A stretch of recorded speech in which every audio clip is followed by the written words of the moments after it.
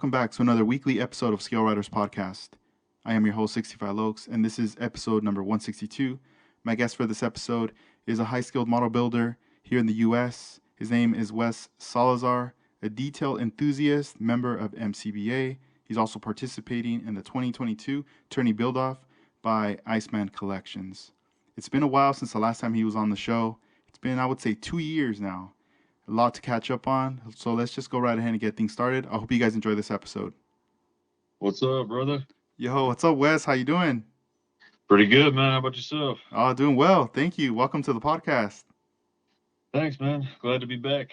Yeah, I mean, it's been a while. There's a lot we need to catch up on.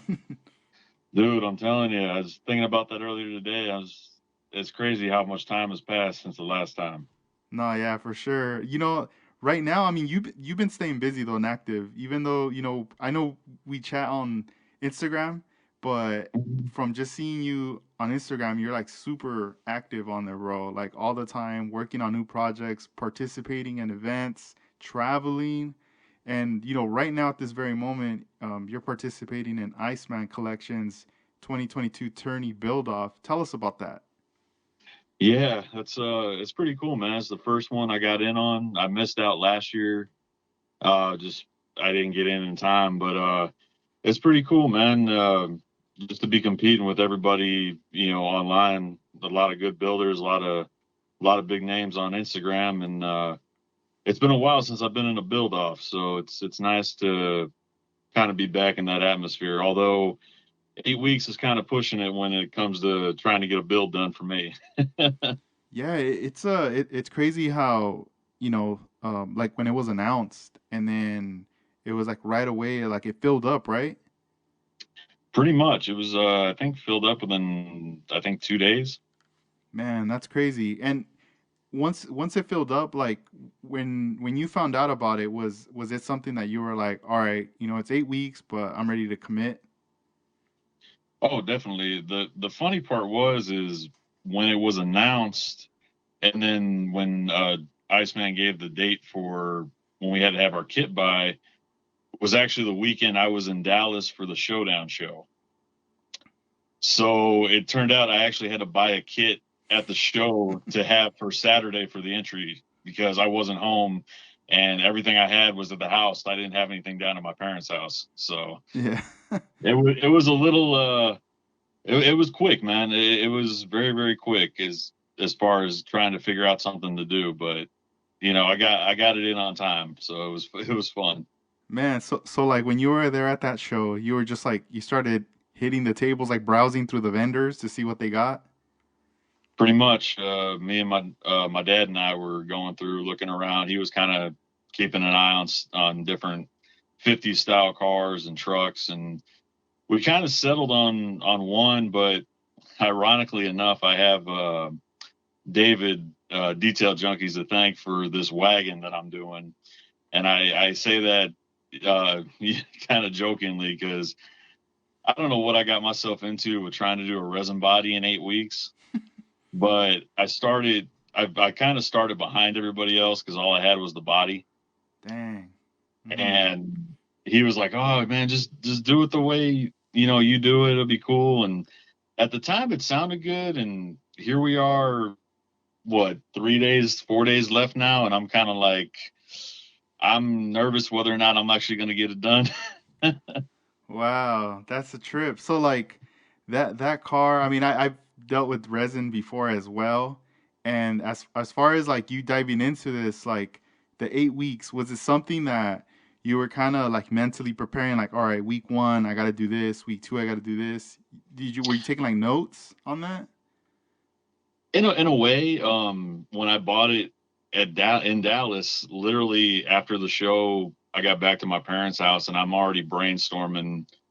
I was already brainstorming what I needed to do and what I wanted to do. Honestly, the hardest part was I've done wagons in the past before, whether it's a regular model kit or a resin body.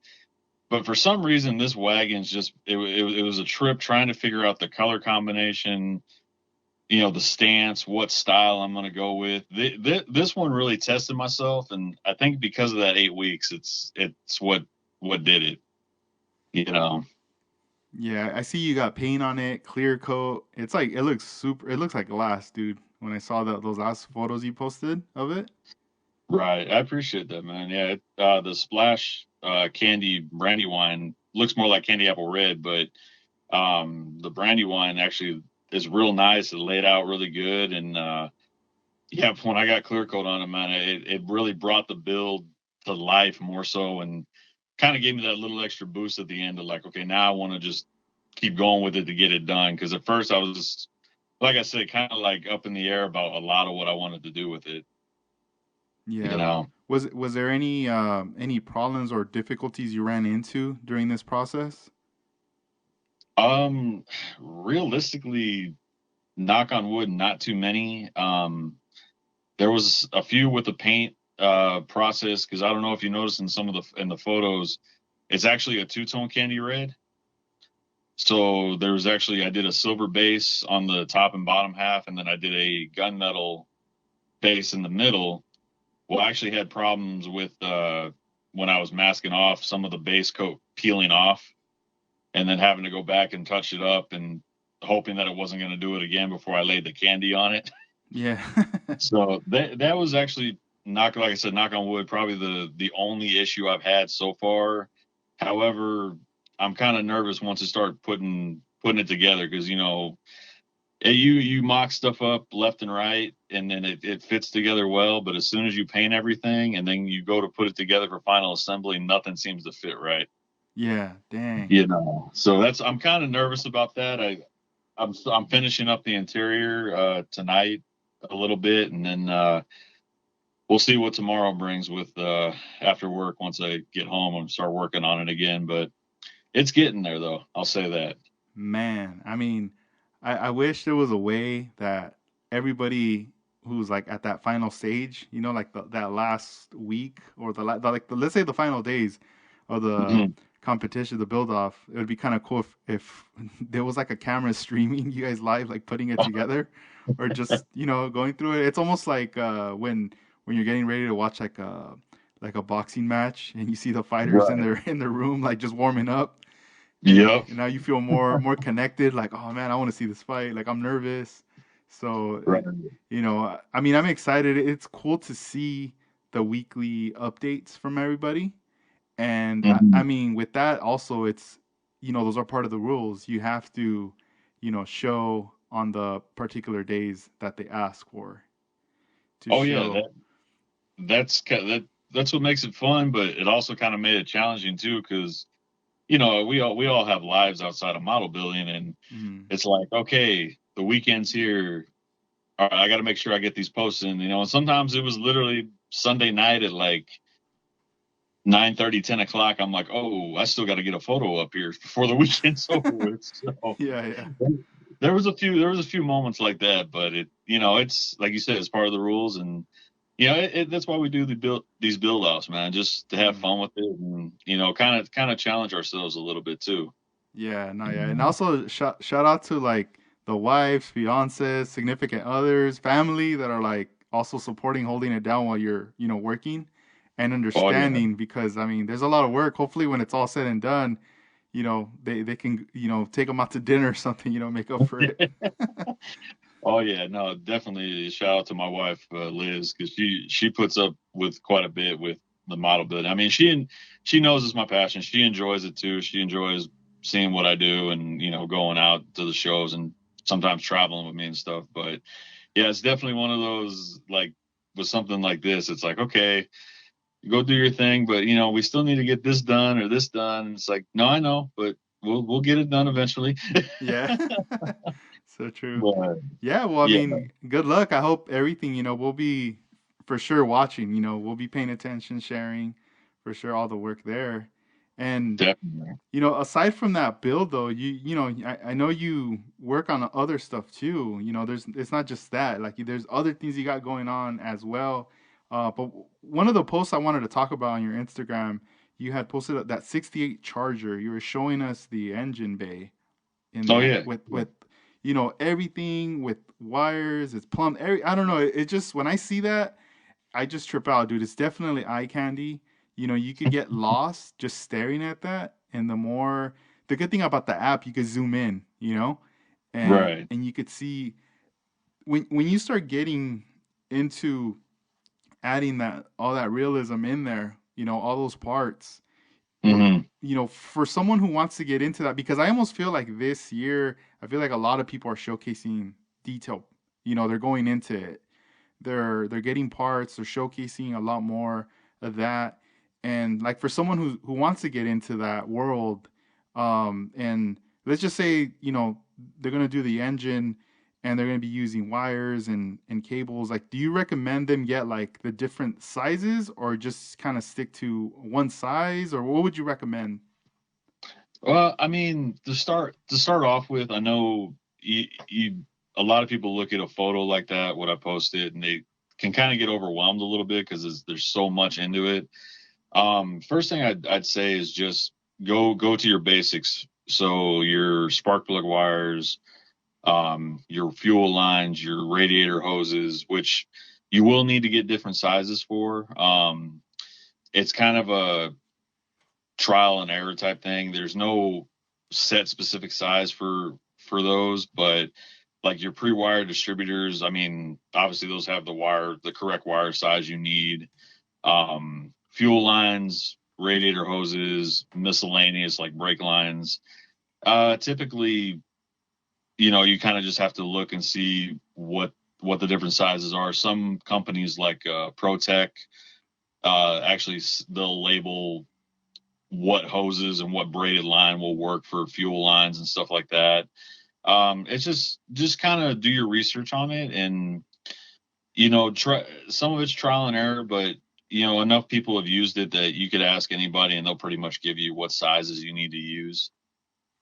You Ye- know. Yeah, and like when you're like working it, is there like kind of like steps, like first you start with the spark plugs, and then you move on to other things, or it doesn't really matter kind of what you start off with?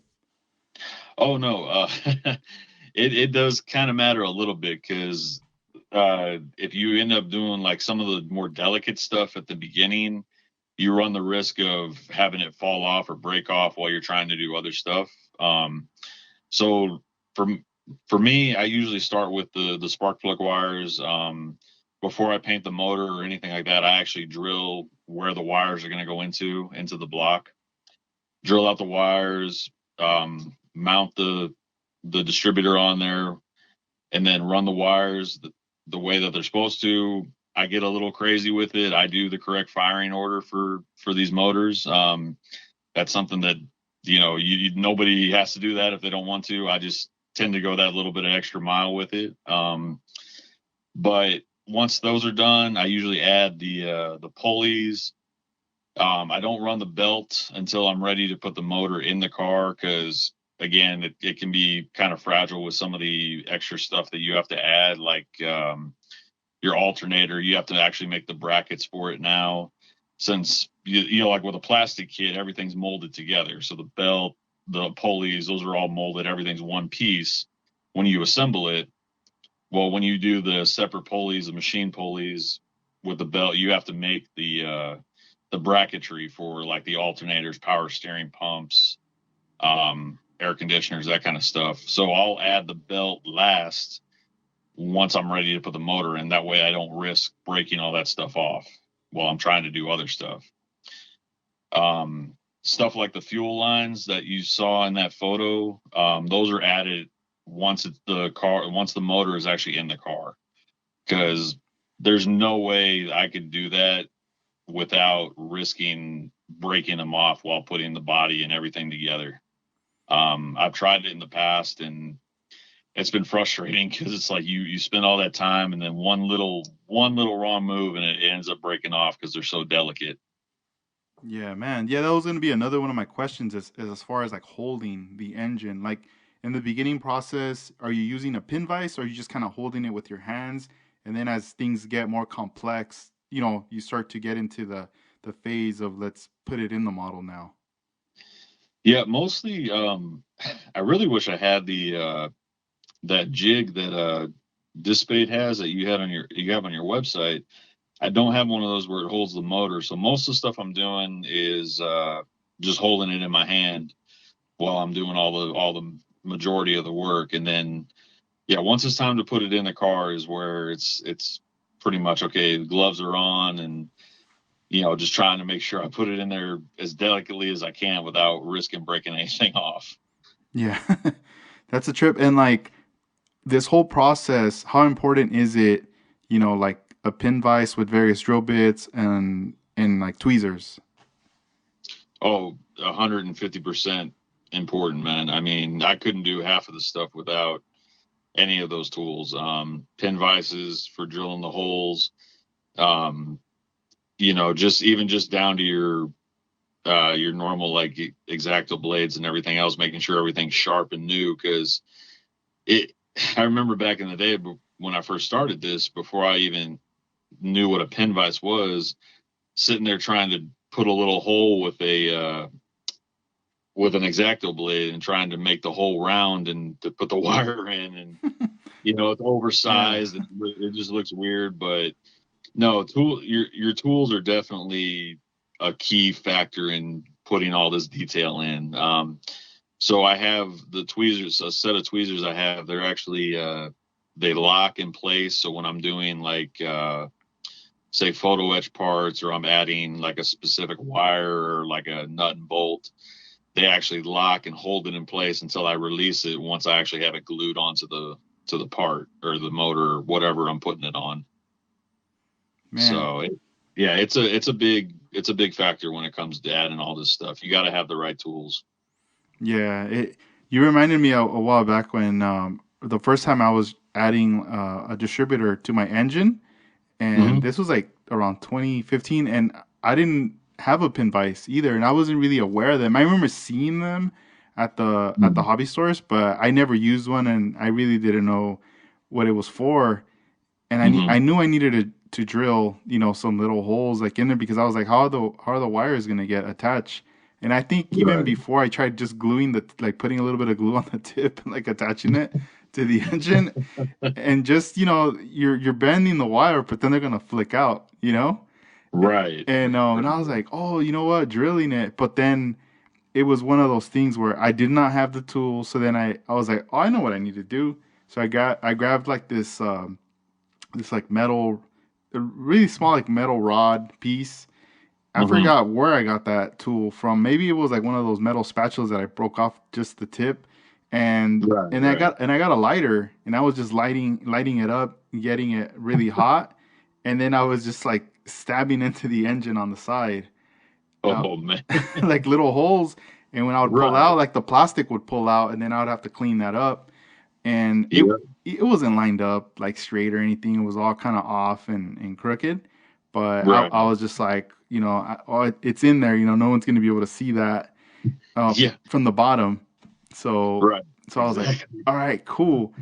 And it took time to finally start to see like different distributors, because I saw some that were already pre-wired and then some that weren't, that you had to put together, like the Detail Masters Hmm. Right. distributor.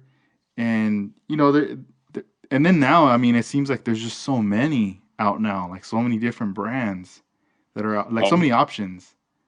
yeah, it's ridiculous now, and not even getting into the 3D printed stuff. That's a whole nother ball game there. But just the aftermarket stuff alone for like pulleys, distributors, all that stuff. I mean, it's ridiculous. A lot. If somebody's new to the game and they want to start doing that stuff, they can get overwhelmed pretty quickly just by the amount of stuff there is out there.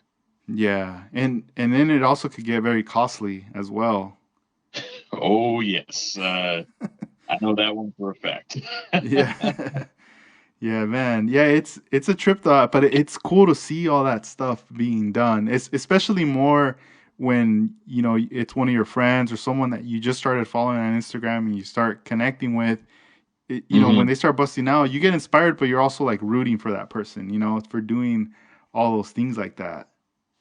Oh yeah, definitely, and it's a rewarding feeling too. Like like I said, the first time I wired a motor up, it didn't look correct or anything like that. And as I kept going along and improving my skills and stuff, it got more rewarding for me, because it's like, wow, now I know I can do this. I can get all that intricate stuff, because I used to look at, like what a lot of people did back in the day. Even like Anthony, my mentor Anthony, and like Joe and all those guys, and seeing the stuff they put into their builds back then, and it was like, no, I'm never going to be able to get to that point. And here I am, X number of years later, and I'm putting just as much, if not more, into my stuff now. So it's a rewarding feeling, and just kind of goes to show that just keep practicing with it, because Yeah, eventually it'll pay off. that's tight. And like back in that time when you were, getting into that, where you were kind of like, man, I don't know. Were hmm you already like working at Pegasus around that time or not yet? No, no, no, no. That was I think, oh gosh, this is bad. You're getting old now and you can't remember stuff. But I'm not even that old, but it was around 2008. So Okay. it was about 2 years before I started working at Pegasus. But Mm-hmm. it's funny you say that, though, because I kind of had that what do you call that, aha moment, for doing the detail stuff. I was actually at Pegasus and picked up an issue of Model Cars magazine that had uh, a pro stock drag car from Clay Kemp. Shout out to him, by the way. And it had a pro stock. It was all opened up. It had the motor with everything on it that you could think of, every fuel line, fitting. And that's really what kind of like, wow, got me into like, okay, you can do all this stuff.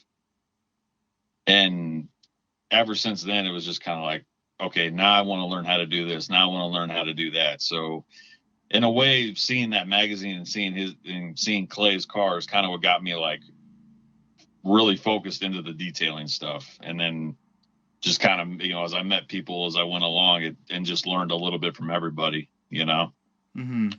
Yeah, it's one of those things where you start to, get that interest and it starts to grow and you start to like ask yourself like, why can't I do that? I can do that, and you just want to start diving into it, but then at the same time, you have people in your like that you meet in your path, that you learn from, and it goes vice versa, like different things. I've always heard like if you want to get good at something, it's like you gotta teach it, Oh, yeah. and then next thing you know, you're like, damn, I'm getting better at this. Oh, definitely. And that was, the way when I started learning from Anthony and learning from Joe, and just like, okay, take it one step at a time, and, do something this way until you get it right. And then you feel comfortable with that, then move on to the next step. Because one of the I'm not going to say bad things that somebody can do, but it's not necessarily the best way to do it, is try to do everything at once. Don't think you have to add everything to your first motor. Focus on your plug wires first, and get the feel for that. Get the, drilling the holes where they need to be and running the wires how they're supposed to be. And once you get comfortable with that, then move on to something like adding pulleys or adding fuel lines or something like that. Because if you try to do everything at once, if you've never done it before, you will get overwhelmed pretty quickly with it. Yeah, then it becomes like discouraging at that point. It's like you always look at it as like a wall, like, man, this is just tough. I can't do Oh that. yeah, oh yeah. It can get frustrating for sure. Definitely. Dang. And going back to like Pegasus, when you just started working there, hmm what did it feel like work, or did you it kind of feel like it was just like hanging out with the guys? A little bit of both, actually. I mean, it felt like work when there were customers there, but when there was like downtime and really nobody there, it felt like I was just hanging out in the store. Hmm. And then obviously until your boss walks by, then you got to make it look like you're working. But um, start, start organizing the sandpaper, the grids.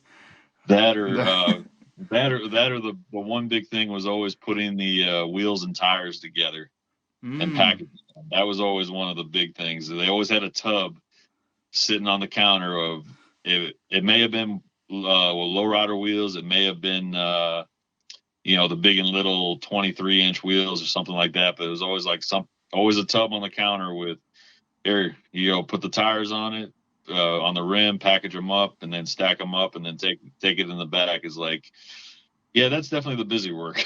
So, Man, that's a trip because I do remember Joe some years back posting like photos when he would drop in and he would post like some tubs that would be mhm. full of wheels and the Oh tires yeah. like stuff was separate. But now that I think about it, I remember when I would go and buy the wheels, everything's already packaged. So Oh yeah. I would just assume, oh, this is how they get them. They get them made in a factory, already pre-packed or ready to go. But it's No, it's you guys. no, that is with the employees' bare hands that we're doing that with back in the day, and even still to this day, when I go out there and visit, sometimes I still see Jeff or a couple of guys putting wheels together. That's how they still do it. Dang. And the hardest part of that is with the lowrider wheels with that tire with the white wall, having it doesn't go directly on. You always had to heat it up with a heat gun to make it soft enough to stretch over the wheel. It was the hardest thing, and your fingers would hurt at the end of the day after doing 5 hours of that. You know, Yeah. Or else would it snap if you wouldn't get it on correctly? it would either snap or it just wouldn't stretch far enough to get onto the rim. It just wasn't pliable enough, I guess you can say. Hmm. So, but it was always one of those. It's like, all right, I'd rather do the big and little wheels versus the lowrider wheels. But they bring a tub of lowrider wheels out. It's like, damn it, this is going to be a long day. Yeah. And those counters that they had behind where they would have all the detail parts like hanging. Hmm. You could slide. They were like some sliders, or I don't know what they would call them.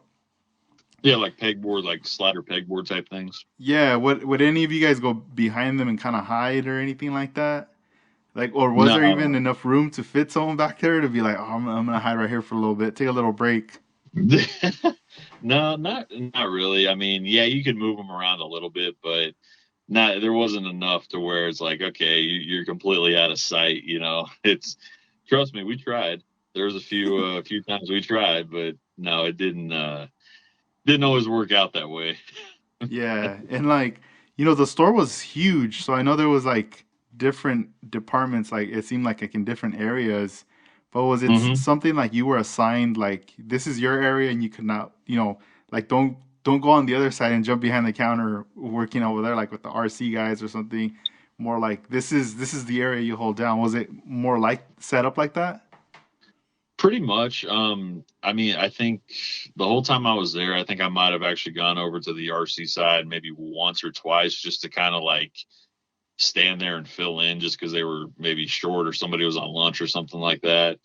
But for the most part, it was the model section and then the gaming section that was right next door to, well, not next door, but literally, attached to the model section. And that was pretty much where I stayed and where Joe and Jeff and we all stayed. But every now and then we go over to like the train department to relieve somebody for lunch or something like that. But I mean, that was just our little area. We rarely ever, or at least I ever, rarely ever ventured over to the other side of the store. So, Yeah, and now like all this time that has passed, do you ever like reminisce or kind of miss, like if you could go back in time and like just for like a day or like do you still miss those days of working there?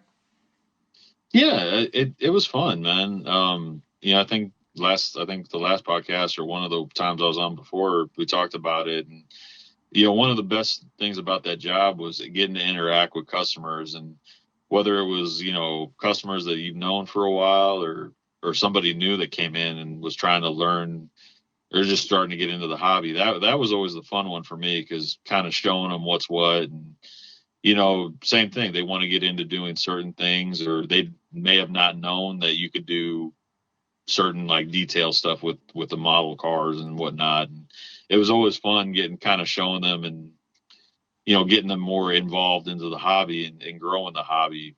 It was always a fun time. So it's kind of, I mean, I think about it now, but they moved locations down the street, so the store that I was in, they're not there anymore. So it's kind of different now. When when I walk in, it's like a whole different vibe and different feeling, Hmm. but yeah, I do miss it sometimes, and especially like working with Joe. It was always fun. He's a riot, and we always had a good time. Bouncing ideas off each other and stuff like that, and just it was a fun atmosphere and a fun environment. Back in the day. So Yeah, one of the things that stood out to me the most going there, especially like those first times when I was just starting, was seeing that display with all the builds hmm that were left, from you guys and other people that would contribute. They were just there all the time, and it was oh just, yeah, it was nice to see that, those cars, because it's definitely like inspiration and just cool to see cars that are done in a hobby hmm shop, that you see like as a reference, like some of those things, or they just spark questions that can lead to items like, oh, this is what was used, or this photo etch kit for the grill, or these right. wheels and things like that. So that was a very nice thing. Like those first times when you displayed stuff, were you like nervous to leave stuff in there? No, not really. I mean, I knew it was under lock and key basically, and Hmm.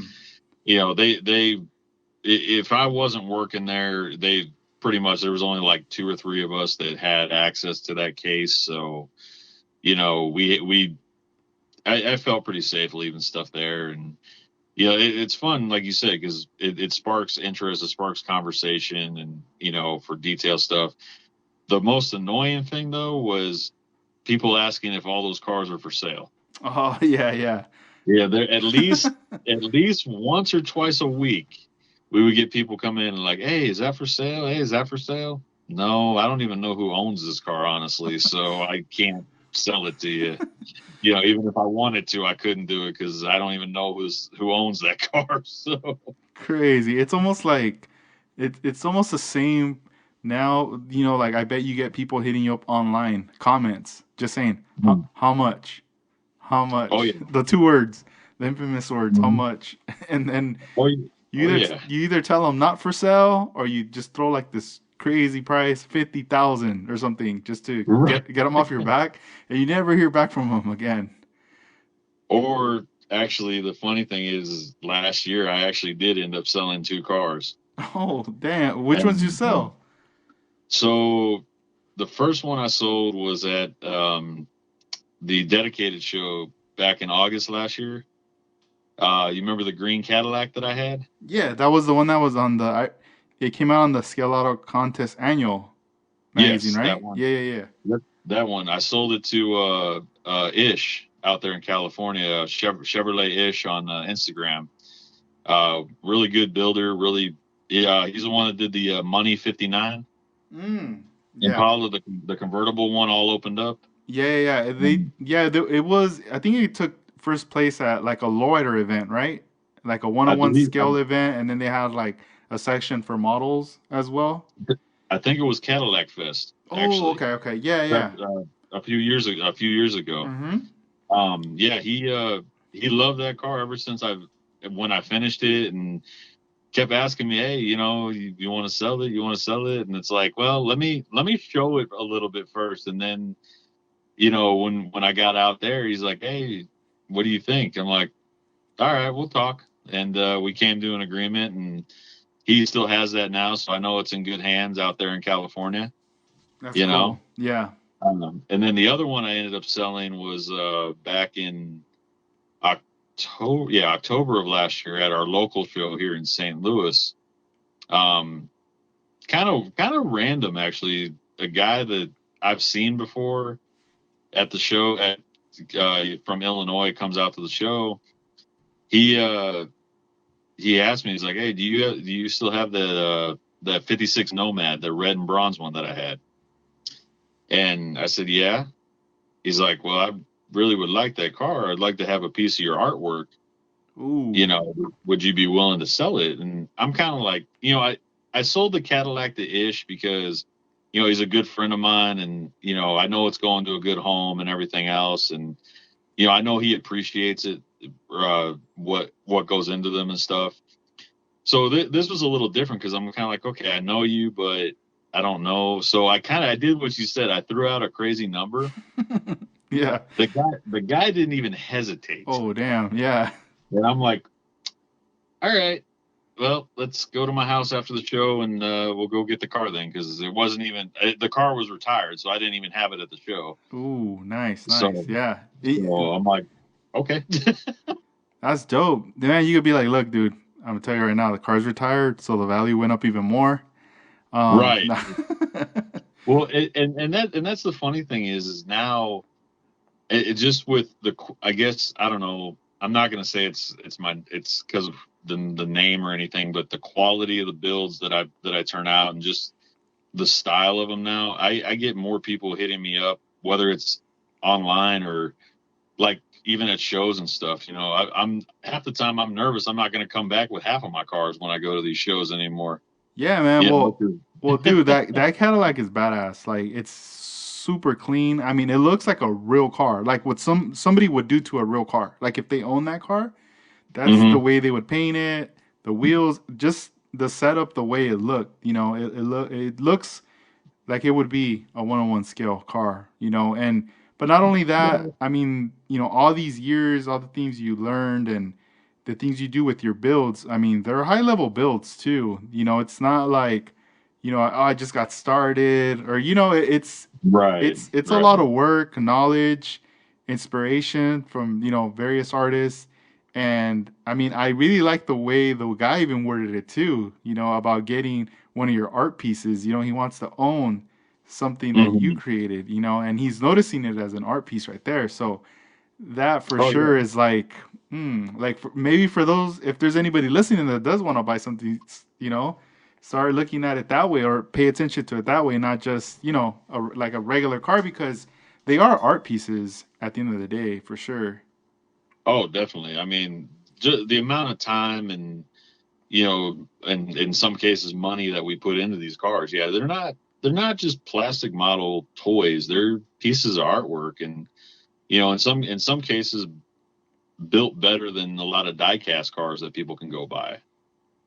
So I totally get people, wanting something like that for their collection, and trying to build up a collection of their own. And personally, I don't know. There's certain builds I won't sell just because it's either a sentimental thing or I built it for a specific reason. Yeah. But every now and then I'm like, yeah, I can build another one. Case in point with that Cadillac, I actually have another one I'm currently building for the plastics, hopefully for the Plastic Society show next month. That it'll replace the one that Ish bought from me. So Yeah. with even a little bit more detail added into this one. No, yeah. And I mean, that show's coming up. You're just gonna be, finishing things off with a Tourney Buildoff. And Mhm. let's say, Tourney Buildoff, like, it's like pencils down, the time's Right. up. Now you have time and you want to focus on the upcoming show hmm out in Texas. When, you know, let's just say that you weren't going to do the Cadillac. Let's just say you were going to just get a kit or maybe hmm something else.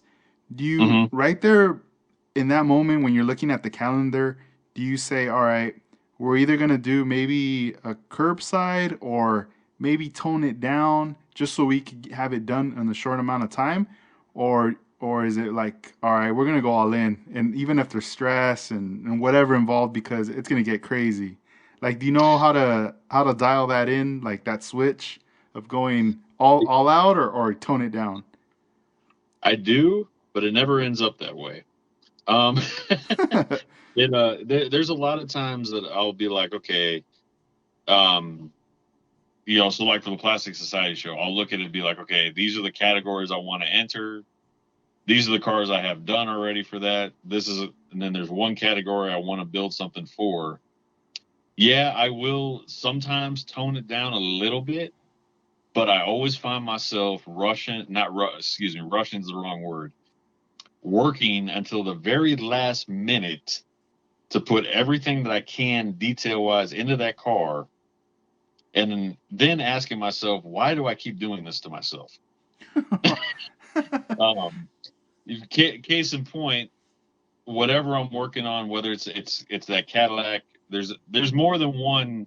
I'll just say this now: there's more than one car I'm working on for the Plastic Society show, and I will almost guarantee you that I will be working on something Friday night at my parents' house in Dallas, trying to finish it before Saturday.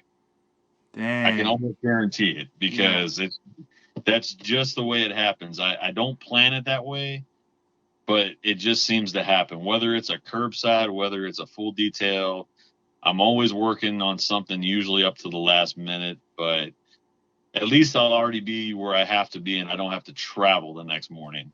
Yeah. That's usually what got me before is I would work on stuff like say up until the night before the show, and then I would get 2 hours, 3 hours of sleep, and then I would go drive somewhere.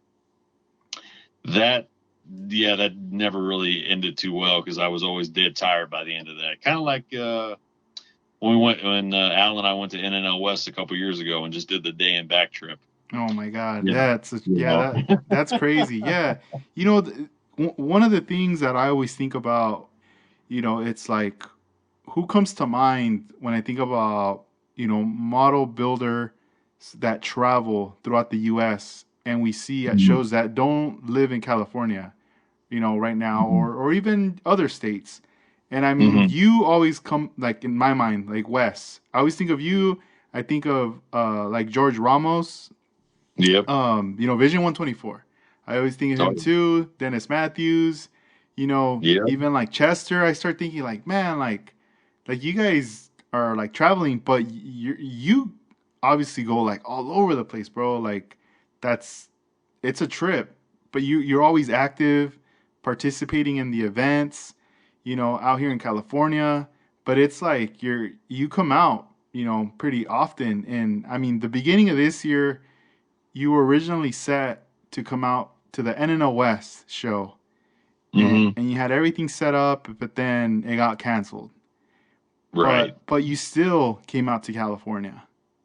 Yep. Still came out for the Grand National show. Yeah, and Luckily. yeah, tell us like like what'd you feel when you found out about NNL West, and then what also just made you decide, you know what, like I'm not gonna let that stop me. I'm gonna still continue my trip. Um, I was disappointed when NNL West got canceled. Because I always enjoy going to that, and I was very hopeful that it kind of everything had passed, and that it was going to happen, and I was all set to go. And yeah, when I found that out, I was disappointed, but the I was like, you know what? There's still the Grand National Show. That's always a great time. I mean, that you can't beat a model show along with a one-to-one car show, let alone one of the biggest ones in the country. So I was just like, you know what? I already still got the flight booked. Let's just do it. Let's go. I got the time put in. It's always fun. And even though it was a short trip, it was just a weekend, Friday to Monday. I still made the best of it and had a great time out there because it's always fun. One, going back home to California, and two, just getting to see people. In this case, a lot of new faces this year that I've only known from Instagram that I actually got to meet in person finally, which was definitely fun and definitely a big change because not seeing a lot of the big names and a lot of the same names that I was used to seeing. Now it's like a whole new group and whole new generation of builders coming out now out there in California. So it was fun. It was cool. Yeah, I want to shout out Pablo because I know he had posted photos and you were in one of them, Ye- with him. You guys were together ye- at that Yeah. show, and I thought that was cool of him to do that. Taking photos with everybody in a post to to just share like, yo, like this is who this model builder is, or oh damn, we connected. We met up. Oh, yeah, for sure. I mean, that's the thing. We post all the show pics, but we don't actually really post, hey, who we're hanging out with, or hey, who's at the show, or that way. what he did was cool because then like you say you put a name to the face or hey, this is that person from Instagram. Okay, cool. And that was the first time I met Pablo. I've talked to him on Instagram all the time, everything else, but I'd never met him in person or his son Leo. And that was just cool, man. It's like, got to chop it up a little bit and you know it, he asked me a bunch of questions and stuff like that and I was happy to answer them and it was just cool, man. Just cool to see a lot of new faces now coming out into the model world. Makes me feel good about the hobby, man, that it's getting bigger, Yeah, you know. nah, definitely, dude. Yeah, that was dope. I saw him later, in the year when over here in Ventura County, he came out to Ventura Hobbies Model Fest, and Okay. and that was out in Ventura, and he went out there and he was participated in the event, but he also did the same. Like he went around, he did the rounds, taking photos, things Mm-hmm. like that. And I was like, oh, that's dope. Because later, until when I was back at home, I saw that post. And then even we took a photo together, but I saw the other people that he was taking photos with. And I was like, oh, that's awesome. I hope Oh that yeah. that becomes a thing. Like, I'm pretty sure it will for him, but just keep it up. Keep doing Yeah, that.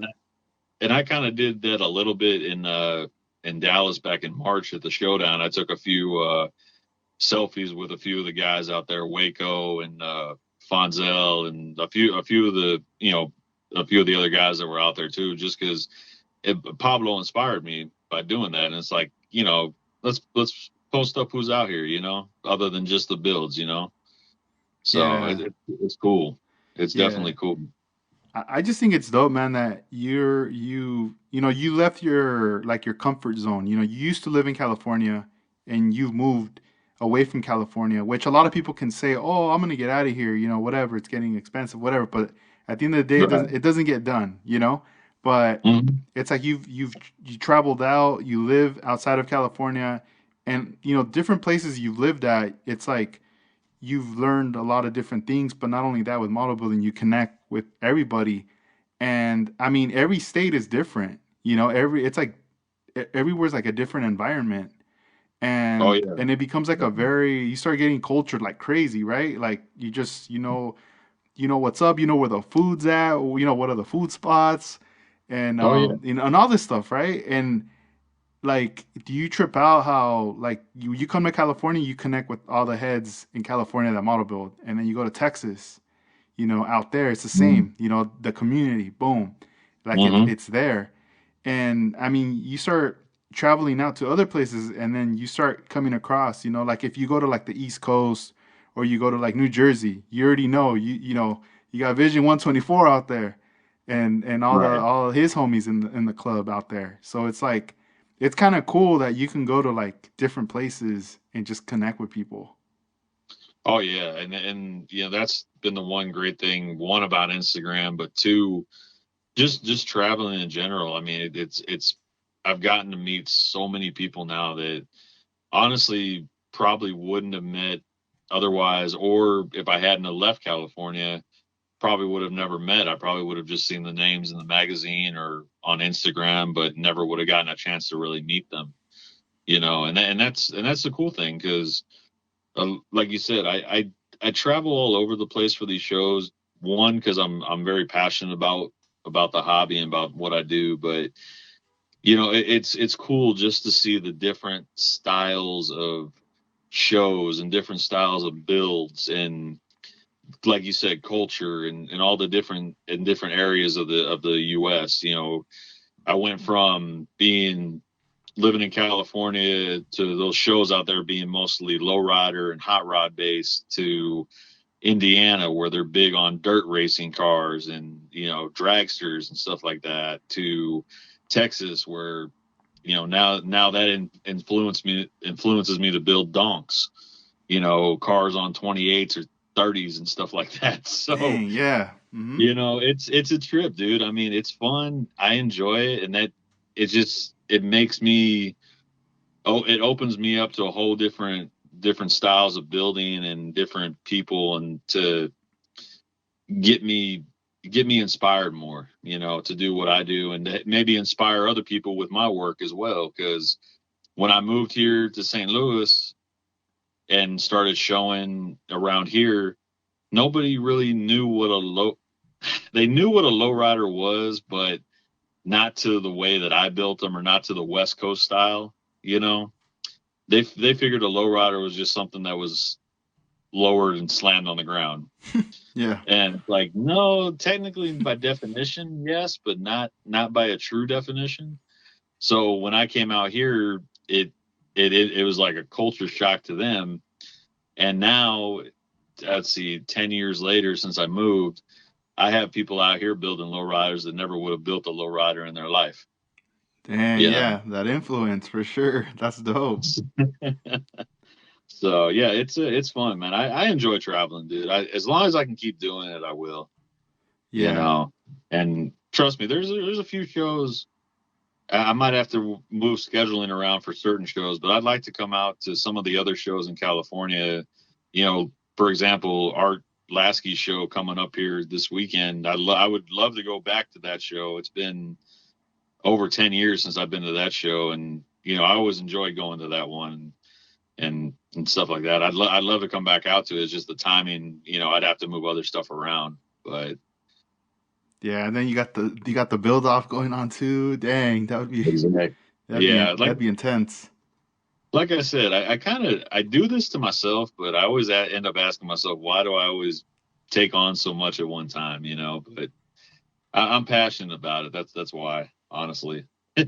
No, yeah. I mean, I see it, I see it's like, from back then when you were doing it, just the way you talk about it, and it's like you're very appreciative of what was taught to you, but then you're also paying it forward, and Hmm. you're traveling to these events, and I mean, it's definitely an impact when you go to an event and you see somebody's car there, that, let's say, if you don't attend that event, you don't bring your cars, and you get to miss out and you don't see those builds. But having that Right. opportunity to see them, it's definitely going to take some effect on people that are going to see that.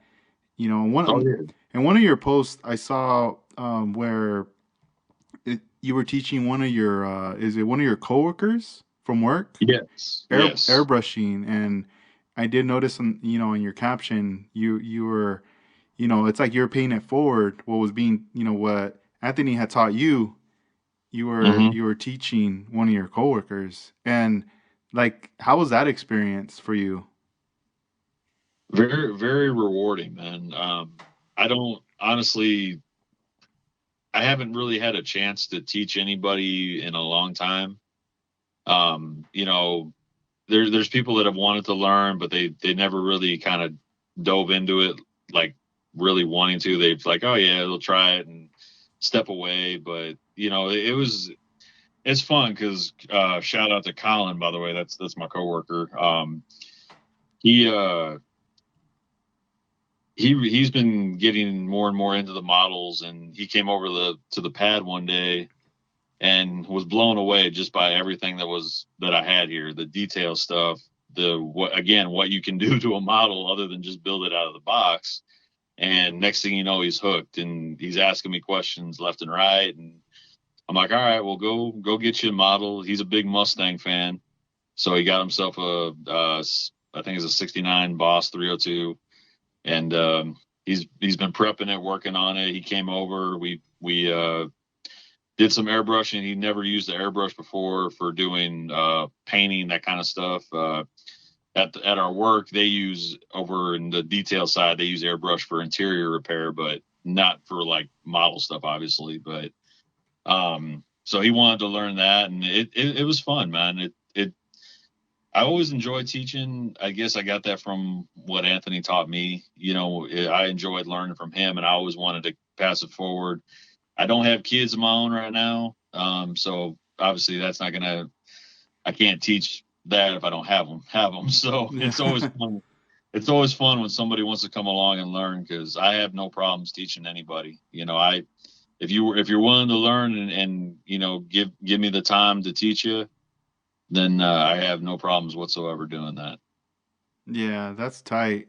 Especially, like, for your coworker, that's also, he's gonna have an advantage of learning from you, because it's like, there's a lot, and your work shows it, I and and you got appreciate that. and you got stuff set up already, it's Hmm. tough when you have like nothing, right, to start off with. You're kind of like, dang, I got to start with the basics, and Hmm. you don't have a booth, you don't have an airbrush, you got to just be like, all right, I'm gonna use rattle can, Right. and I think when you have those opportunities, you have to take them, because you start to hands on, jump in, you start doing it, and it sparks that interest even more, but also it just, you have a big advantage going with an airbrush, like if you're learning that right off the bat compared to like a Oh, spray can.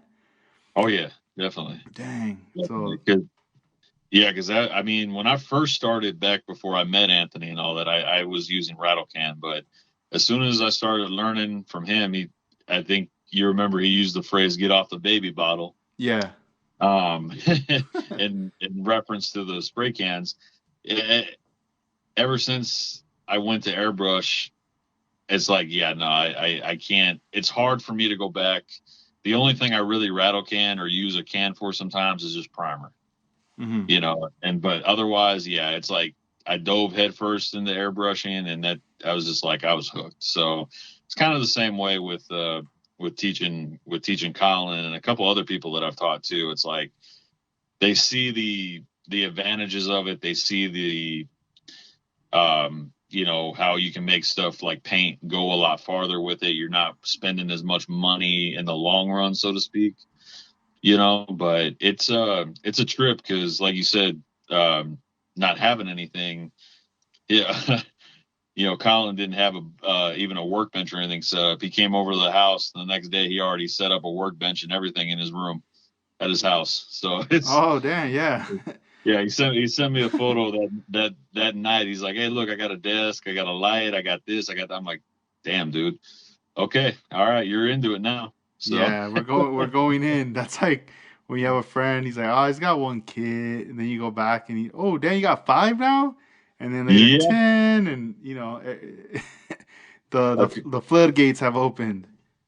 Yep. Of course, nowadays, though, with the way stuff's becoming harder to get now, it's a little harder to start collecting. But you know, it's yeah, it's a trip, dude. It's fun though. So we'll see where it goes. He's gonna be going to his first show here coming up soon too. So we'll see what happens there. That'll probably just get him more hooked. But Yeah, it's fun though. and the show that's going to be taking place, out that Detail Junkies is doing out in Texas.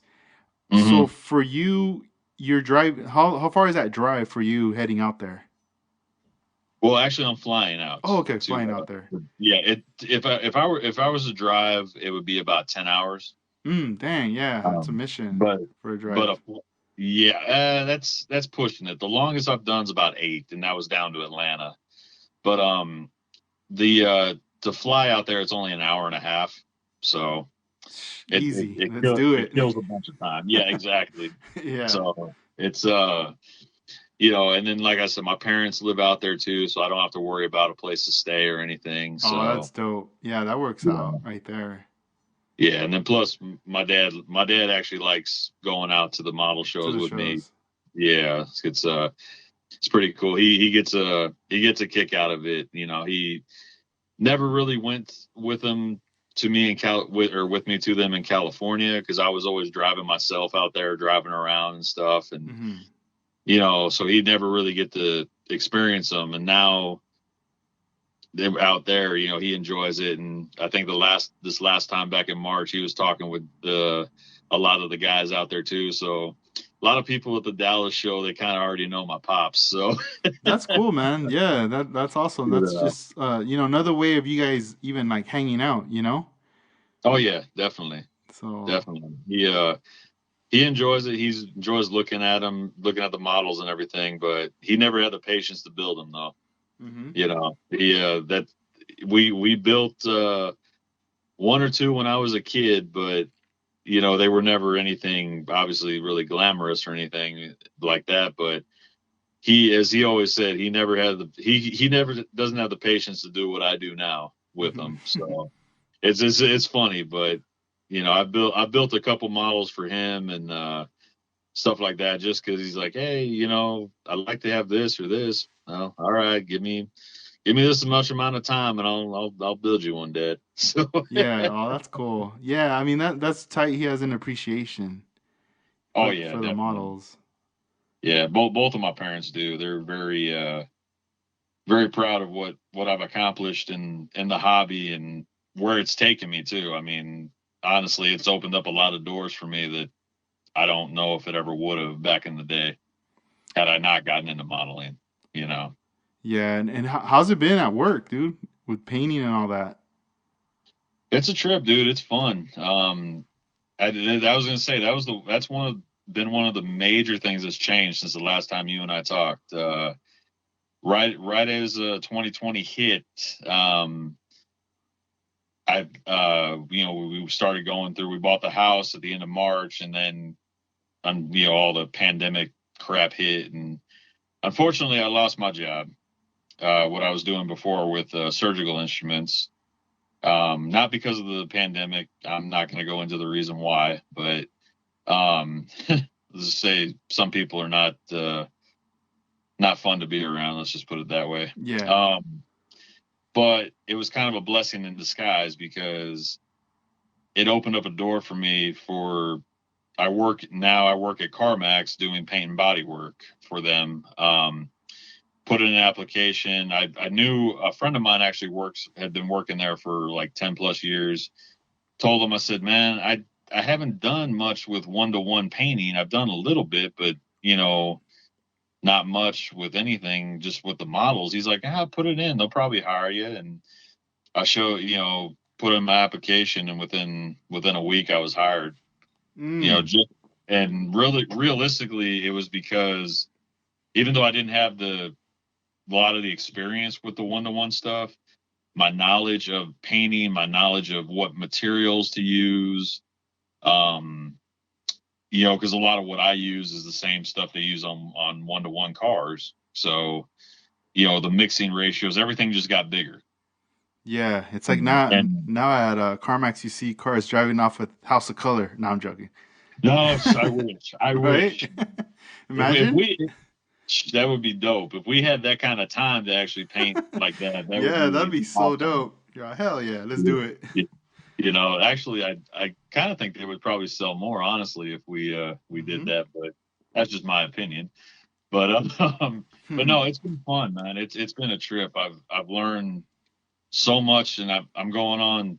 August will be 2 years there now. So Damn, dude. um, Congrats, bro, on that job. Because yeah, I do remember, back then you telling me that, you mhm. you weren't working and then like in that moment though when you're not working, like were you a bit like worried or devastated? I mean, you didn't sound like it. From when I talked to you, you were like you were very optimistic, like nah, like things are gonna work out.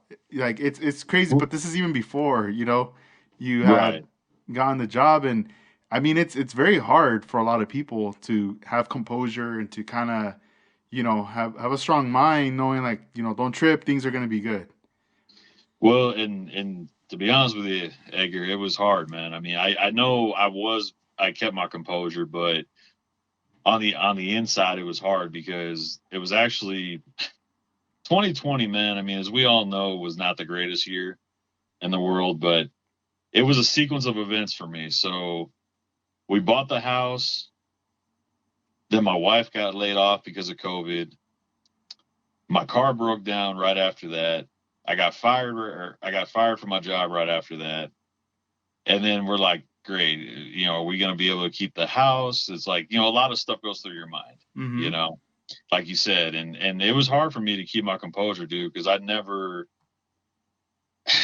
going to say that's the lowest anybody's ever been, but that was the lowest point that I've hit in my life at that point Yeah. back then. And it was like, okay, what am I going to do now?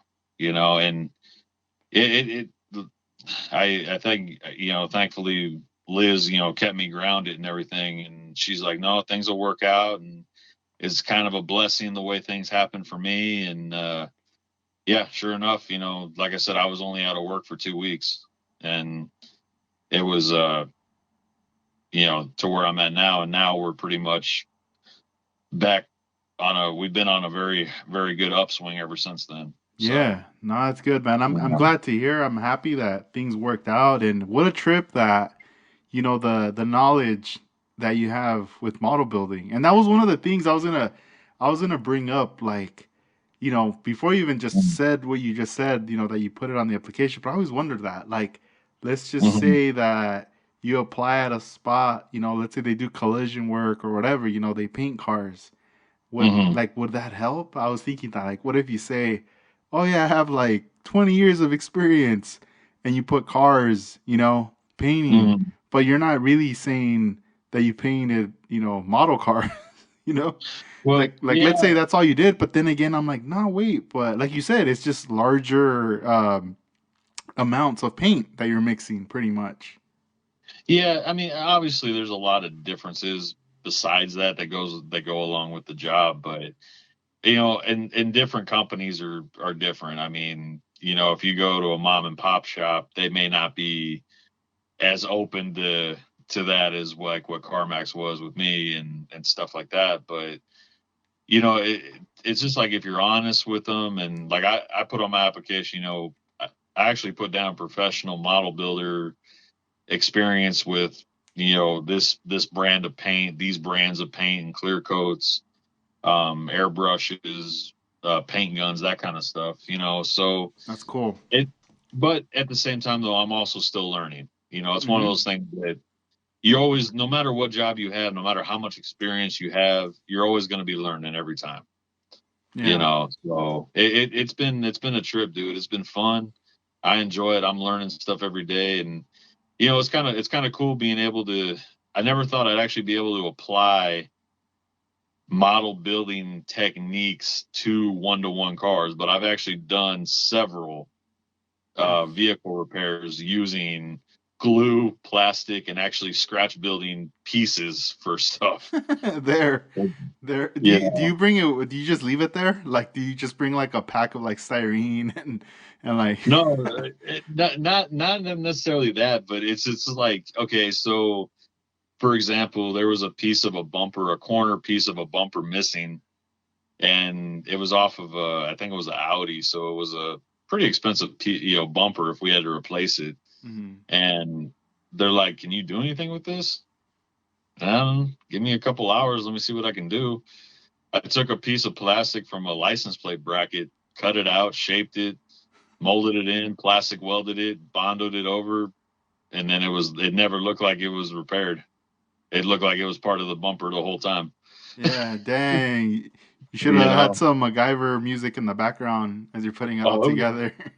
that was in my head, dude. And a couple of my coworkers were looking at me like, "What the hell are you doing?" Yeah. Hey, just let me work, man. So I've done that before. I've rebuilt plastic spoilers out of that have been cracked in half. I've rebuilt those using glue and just like how we scratch build stuff, having to piece together little things for those, and then bondoing and doing body work to them to make them one piece again. But it's a trip, dude. Every day is different for me, honestly. And it's cool because it makes every day go by pretty quick, and then you're always constantly wondering what you're gonna do each day. Yeah, cuz it's like kind of unpredictable, right? What's gonna come, because you're either gonna have to improvise and fix something, or you're just gonna have to paint something, touch it up. So it's Hmm. various things. That's pretty dope. Oh yeah, and even I mean, in some cases they throw a curveball at you, and you're like, okay, how am I gonna fix this? Because it's something you've never done before, you've never seen before, and Yeah. it takes a little bit of work, but at the end of the day, it gets done one way or another. I have really knowledgeable coworkers and that have been there for quite a long time, that they've been around the block. So if I got questions, I can ask them, and they're right there to help me out with it. You know, so Yeah, and these are cars that are already, like, they just arrived and you have to like prep and get ready, so this way they have them out in the lot, or is it like they're already sold and they need to get fixed up before they head out? it's a little bit of both actually. So a Okay. a lot of them are cars that we get in. They go through a bunch of inspection processes, and then if they deem that they need paint repair, body work, that kind of stuff, they'll come through the paint section. We'll do what we need to, and then get them out. Other times we have customers that have bought a car come back and say, "Hey, we need this fixed," or they didn't like something about this, so we'll have to go back and paint it or do something like that. So it's a little bit of both. Yeah, I mean, I've seen, I've seen the CarMaxes out here in California through the years, but I feel like they've gone more and more like busier. It seems like just because like there's, obviously there's always going to be a high demand for cars, but Yes. the thing with CarMax, I feel like it's like they're always getting new things, different things. So like if you're Hmm. looking, it's like you have to constantly be going or checking the site. But I say probably go to see, because if you don't want to, let's say, go to like a dealership where all they sell is just one brand, or Right. they have two brands. But if you're just kind of like, let me see what I find out in the wild, Right. you Right. have to. I feel like you have to be in the constant, because I feel like everyone who's stepping in, they got the money and they're ready to buy right there and then. If they see something on site, they're gonna most Hmm. likely want to buy, negotiate it, and go from there. So I can only imagine, dude, like, it getting just more and more busier, because obviously cars are getting more expensive too, Oh and yeah. people are kind of now like, I don't know, like I don't know if I want to get the latest year, of a model. Like Right. they try to Right. see like what they can budget or what. And I mean, I feel like CarMax always offers a variety of different cars and prices too. Oh yeah. No, there's it. I never knew how much stuff really went into that type of a business beforehand. And just seeing like in the last 2 year, almost 2 years that I've been there behind the scenes, it's crazy. I mean, the amount of stuff that comes in and goes out that gets sold or transferred in some cases to other stores, it's crazy because not all CarMaxes are the same. Some of them just do like certain mechanical repairs, like oil changes and stuff like that. But there's only a few throughout the U.S. that are full service shops like what we are out here. So that do like the paint and body work and all the mechanical stuff, interior. There's like I don't know how many throughout the U.S., but it's not as many as you people would think. You That know. that's dope, man. I mean, I feel like, I mean, it's only been, what you said, 2 years. Yeah, going on 2 years Two now. years, man. Just keep up the good work, dude. I mean, you're loving it. You're enjoying it, and I mean, I'm sure like doing the 101 paint and even fixing things gives a total different perspective, with the scale model cars. Oh, definitely, definitely. Like, It's opened up my eyes to a lot of different ways of doing stuff with the models too. That's for sure. yeah, damn, that's dope, man. I like that. Yeah, it's been fun, dude. And going back to what we were talking about with model building and opening doors. You never know what it's going to do for you. That's kind of a piece of advice I would give people listening to. It's like if you're in the hobby, stick with it. Because you never know where it'll take you in life. If you're not already established, obviously, but even still, you never know where it'll where it'll end up taking you. You Yeah, know, no, no, I agree. I'm kind of one of the. I'm fortunate is the way I look at it. I'm very fortunate. And I'm very thankful for where it's gotten me. And the 20 plus years that I've been building model cars. So but no, it's been a trip, dude. I'm enjoying every minute of it. So. That's tight. Have you decided when you're gonna get into 3D printing yet, or not yet? I have to throw that. Uh, I'm gonna ask that to everybody now. no, that I was expecting it, man. I was expecting it. You know what? I just had this conversation with a buddy of mine yesterday, and as much as I want to, man, right now, I'm holding off, and it's not because I don't want to get into it. It's just one, the time that needs to be taken to do it, and two, I'm also worried that it's going to turn into a business for me. Not to say that I wouldn't want that to happen, but I don't have the time for that right now. You know, Yeah. with everything going on, it's like if I was to do that, I don't think my wife would ever see me. You know, but it's I enjoy seeing what everyone's doing, dude, with the 3D printing and even buying stuff from people because it's offering stuff to people up to people now that we never had an opportunity to get. Mm-hmm. You know, and I think now if somebody's just getting into the hobby, it's now is a better time than ever just because of how much stuff is available from 3D printing alone. You Yeah. know, so I mean, in the short answer, I'm still thinking about it, but I haven't pulled that trigger yet on Yeah. that. You know, what about yourself? Not anytime soon. I mean, I would want to buy a 3D printer to Hmm. print some stuff. I mean, I have some friends who have done some designs, like for me, like they've given me gifts and stuff like that. But Okay. I've asked like, hey, what if we did something with this or that? But then again, it's just one of those things where I feel like, it's gonna just make things a little more complex, sorta. So I'm kind of Hmm. more like, nah, let's just not do it. Let's just chill. We'll figure something out in the future. And because I would like to do like a line of things, not like necessarily model car parts, but Right. other, let's just say like add-on material things for Hmm. for like your bench, Oh yeah, that could definitely. complement things. And I mean, I would like to at some point do something. There's no rush for anything like that. I've seen other companies kind of already do that, but I would just kind of Right. like to do like my take on it with the logo, things like that. Right. Yeah, But definitely. maybe in the future, when I have the proper space, I would want to buy it. So this way, like, let's say for example, someone has a file and I can print it. I don't have Hmm. like I don't design it or anything. I just completely just print it. And it makes it would just make it easier that way for me.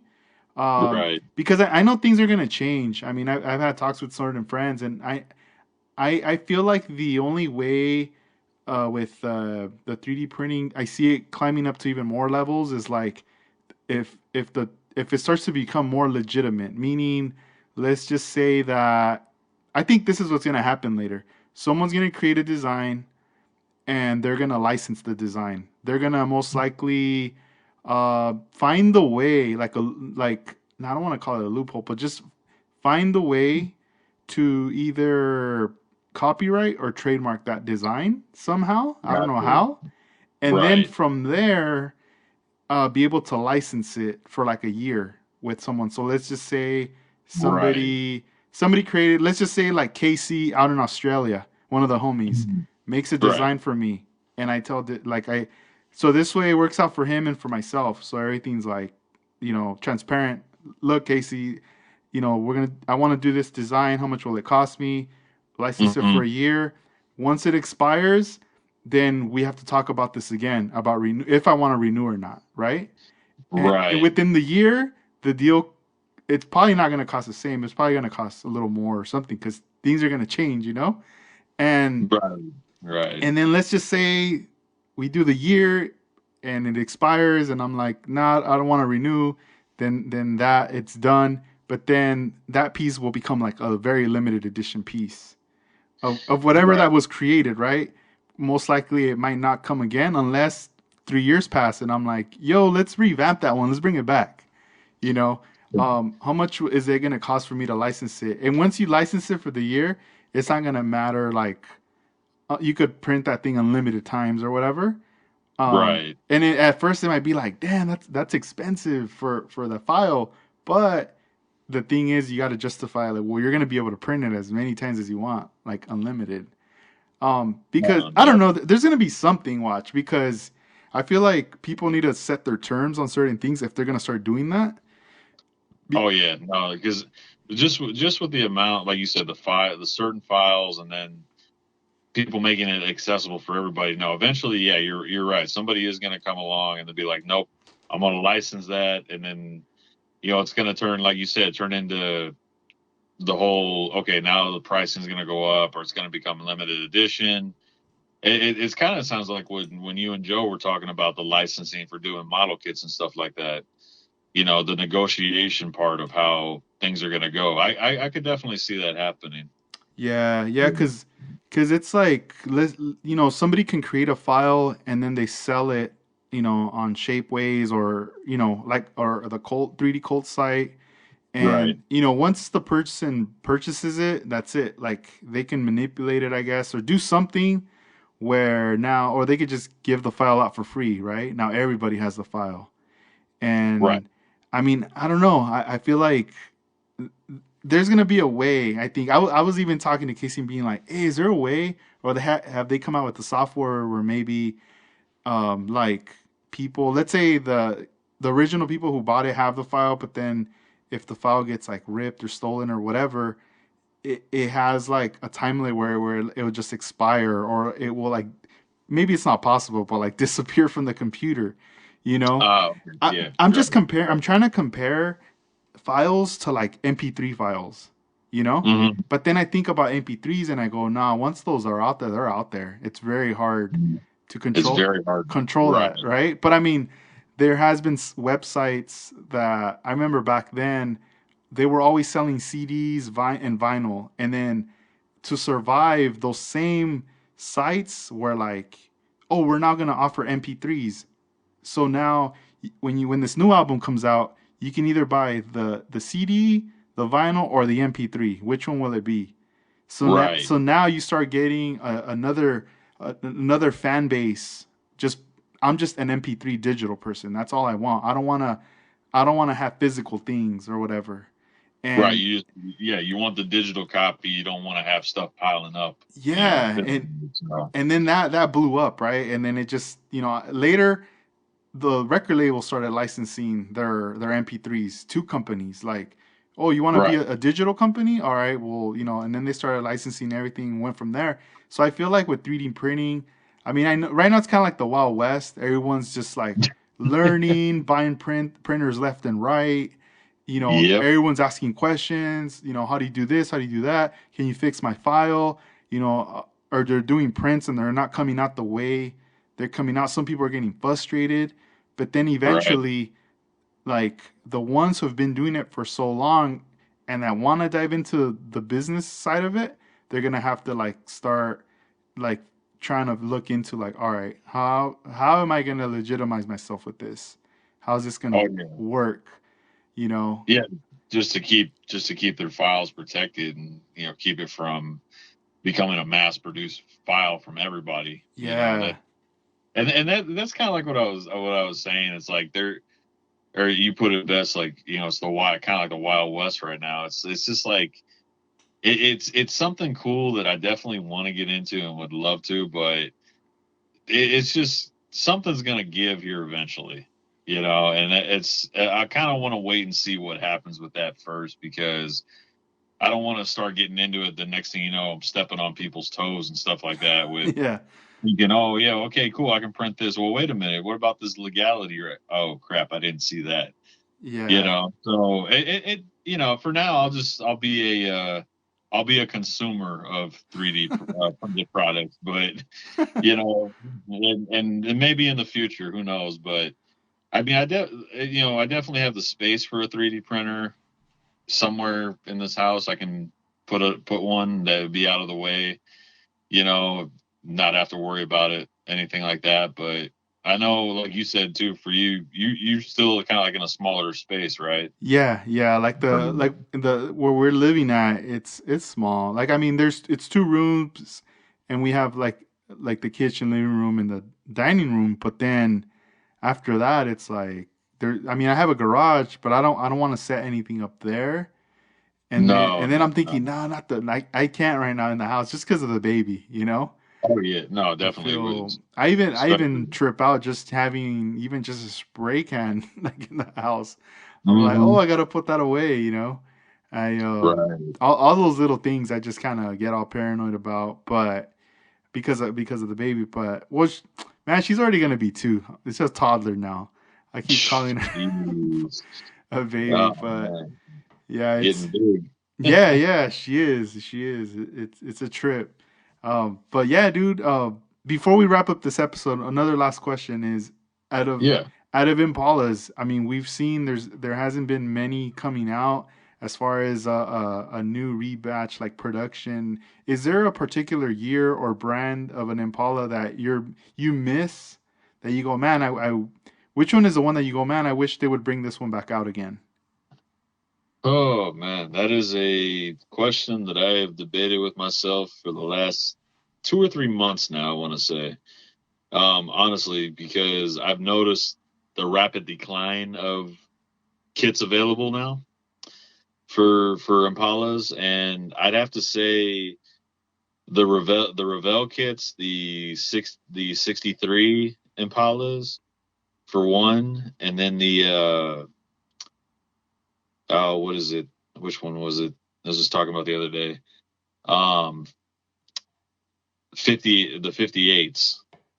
Hmm. Those are the two ones that they were kind of like my favorite ones because they have the opening trunks and everything else, the separate chrome for the 58, the cruiser skirts, all that stuff.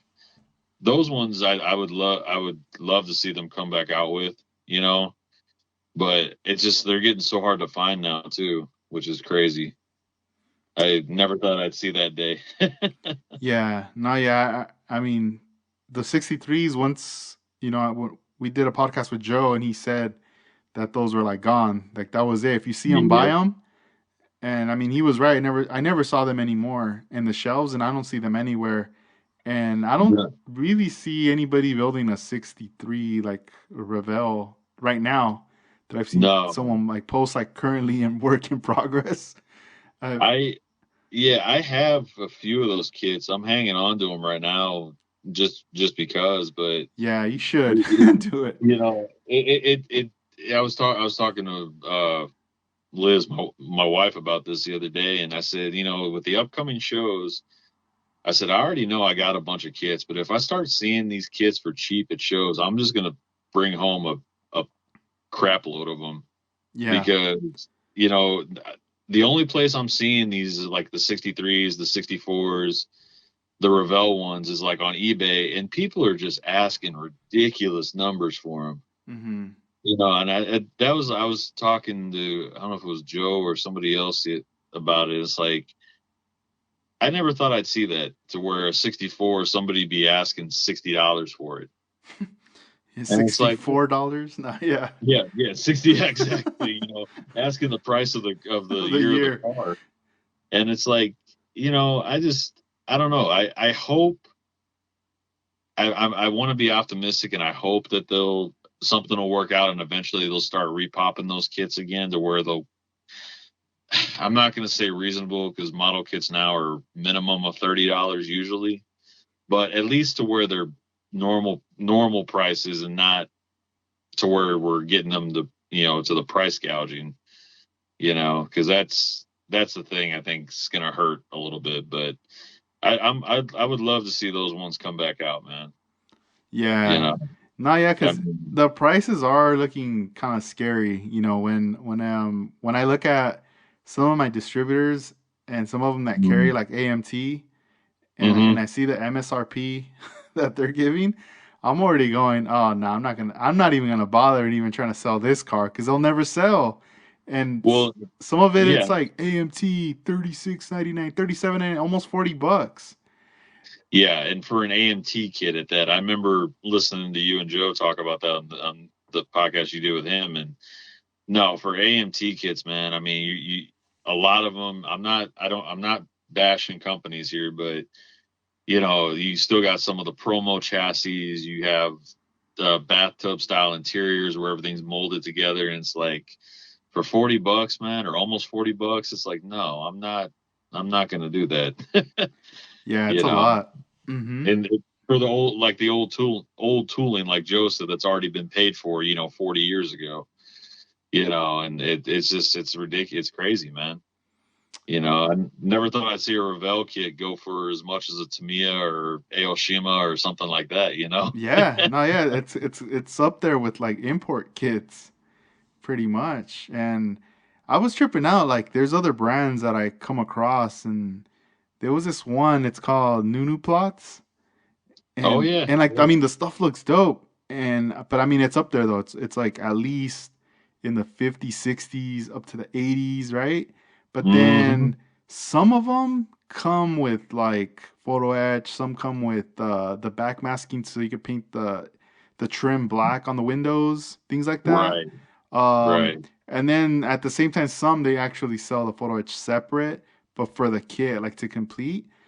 right. But it looks, I opened one up. They don't come sealed like in plastic. Like you could just, it's like a Aoshima. You could open it up and check. Right. And I was like, oh man, like the quality looks good. It looks like a highly detailed kind of car.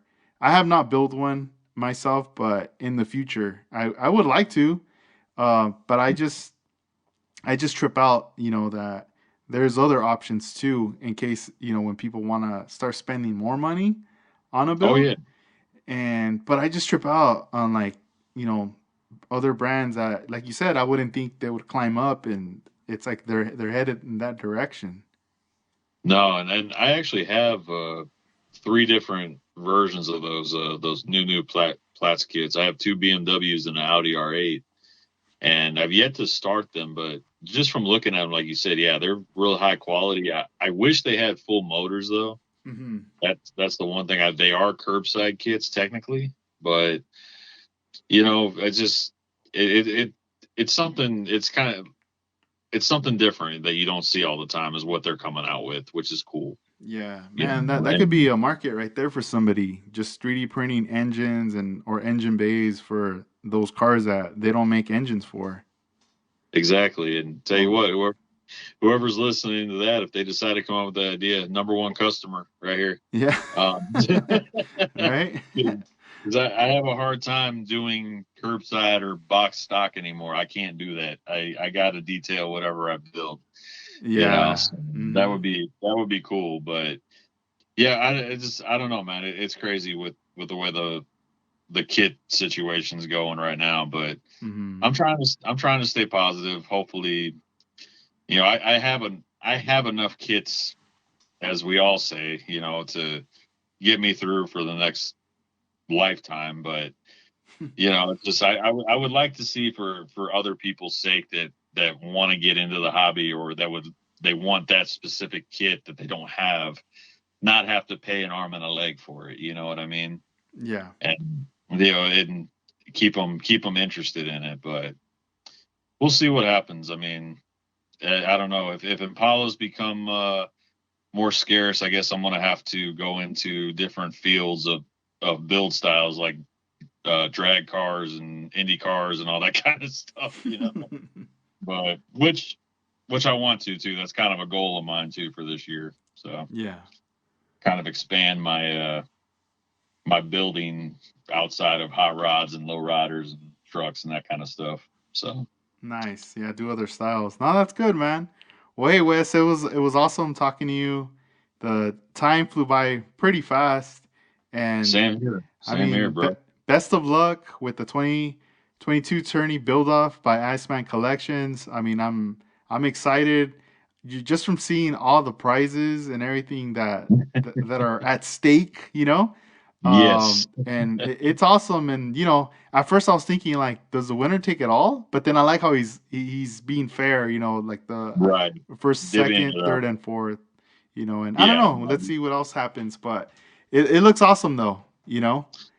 Definitely. I appreciate that, man. And we'll see what happens. I mean, like I said, I'm more nervous going into this tournament build off than I am going into shows. So, we'll we'll see what happens with it. But I'll obviously have my update post here before by Saturday. So we'll see where I get by then. But yeah, this was fun, man. I appreciate you bringing me on again, and hopefully inspired some people by what we were talking about and stuff, and just hopefully get more people involved with the hobby. And as always, thank you for what you're doing too, and with the store now.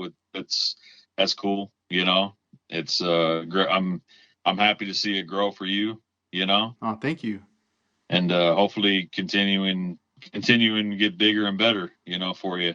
No, I thank you. mean, so it's I'll have to be placing another order here soon for some tools and stuff eventually, because I'm gonna have to stock up on a few more things. But Right on, man. Whenever, bro. No pressure. Yeah, yeah. That's dope, man. I appreciate you coming on. Thanks for the kind words. Best of luck with the competition. Have fun model building, and safe travels also for when you head out to Texas as well. thanks, thanks, brother. Yeah, for sure. And I'll document it all. I'll post it up and stuff. Please. And hopefully I can make it out to Cali. I don't know about if it'll be this year or not, but maybe beginning of next year again. And hopefully we can link up and Yeah. Nah. Yeah. We need maybe, to. yeah, maybe have a beer or something. Heck So yeah. I'm so down for sure. I'm down. Well, everybody. awesome. Thank you for listening. That was episode number 162 with Wes Salazar. If you guys want to check out Wes on Instagram, it's Wes_S_scale builds. So I'll make sure to also tag him when I do the post on Instagram and check out his work. And we hope to see you in the future, and we'll speak soon. Definitely, man, for sure. I appreciate it. All right. Have a good night. Peace Yeah, out. you too. Peace. Thank you. Bye.